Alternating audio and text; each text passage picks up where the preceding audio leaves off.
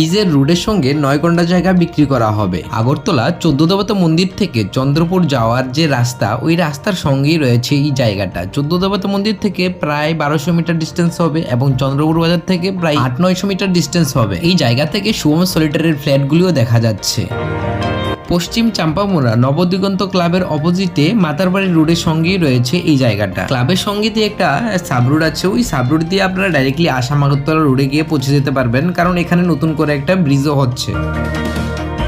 এখানে চাইলে আপনারা বাড়িঘরও করতে পারেন অথবা কোম্পানি ফ্যাক্টরি গোডাউনও খুলতে পারেন। খুবই নিরিবিলি পরিবেশে রোড সাইড প্রপার্টি রয়েছে, এখানে আপনারা চাইলে বাংলোও করতে পারেন। বাকি সাইট ভিজিট এবং রেট ফেটের ব্যাপারটা জানতে হলে আপনারা ডাইরেক্ট মালিকের সঙ্গে যোগাযোগ করতে হবে। কন্ট্যাক্ট নাম্বার ভিডিওর ক্যাপশনে এবং ভিডিও স্ক্রিনে দেওয়া আছে।